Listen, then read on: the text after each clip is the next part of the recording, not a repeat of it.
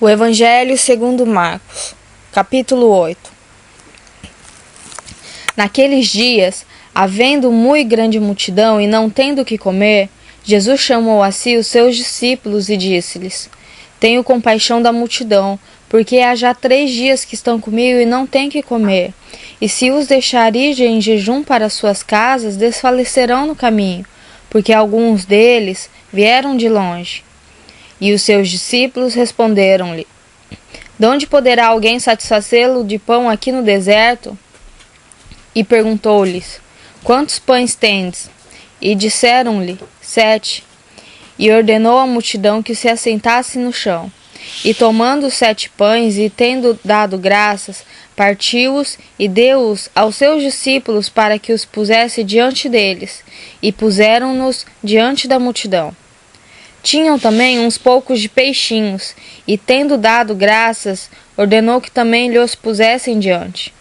E comeram, e saciaram-se, e dos pedaços que sobejaram, levantaram 7 alcofas. E os que comeram era quase 4.000, e despediu-os. E entrando logo no barco com seus discípulos, foi para as partes de Dalmanuta. E saíram os fariseus e começaram a disputar com ele, pedindo-lhe, para o tentarem, um sinal do céu. E suspirando profundamente em seu espírito, disse: Por que pede essa geração um sinal? Em verdade vos digo que a esta geração não se dará sinal algum. E deixando-os, tornou a entrar no barco e foi para outra banda. E eles se esqueceram de levar pão, e no barco não tinham consigo senão um pão. E ordenou-lhes, dizendo: Olhai, guardai-vos do fermento dos fariseus e do fermento de Herodes.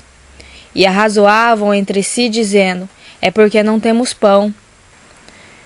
E Jesus, conhecendo isto, disse-lhes: Para que arrazoais que não tendes pão? Não considerastes nem compreendestes ainda? Tendes ainda o vosso coração endurecido? Tendo olhos não vedes? E tendo ouvido não ouvis? E não vos lembrais, quando partiu os 5 pães entre os 5.000, quantos cestos cheios de pedaços levantastes? Disseram-lhe: 12. E quando partiu os 7 entre os 4.000, quantas alcofas cheias de pedaços levantastes? E disseram-lhe: 7. E ele lhes disse: Como não entendeis ainda?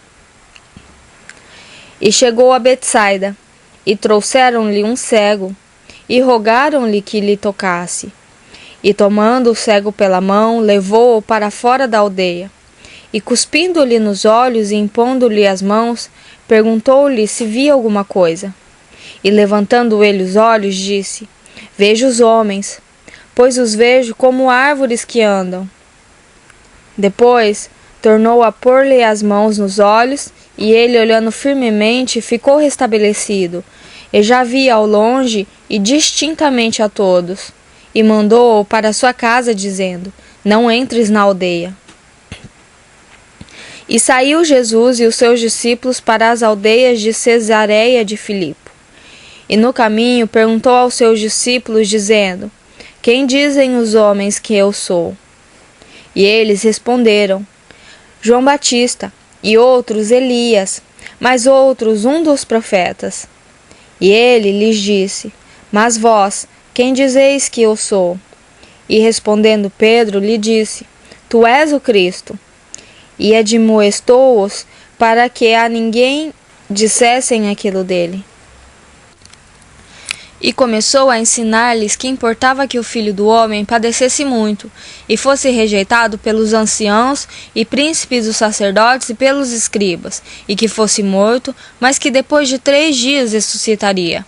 E dizia abertamente essas palavras. E Pedro o tomou à parte e começou a repreendê-lo. Mas ele, virando-se e olhando para os seus discípulos, repreendeu a Pedro, dizendo: Retira-te de diante de mim, Satanás, porque não compreendes as coisas que são de Deus, mas as que são do homens. E chamando a si a multidão com os seus discípulos, disse-lhes: Se alguém quiser vir após mim, negue-se a si mesmo e tome a sua cruz e siga-me. Porque qualquer que quiser salvar a sua vida, perdê-la-á. Mas, Qualquer que perder a sua vida por amor de mim e do Evangelho, esse a salvará. Pois que aproveitaria ao homem ganhar todo o mundo e perder a sua alma? Ou o que daria o homem pelo resgate da sua alma? Porquanto, qualquer que entre esta geração adúltera e pecadora se envergonhar de mim e das minhas palavras, também o Filho do Homem se envergonhará dele, quando vier na glória de seu Pai com os santos anjos.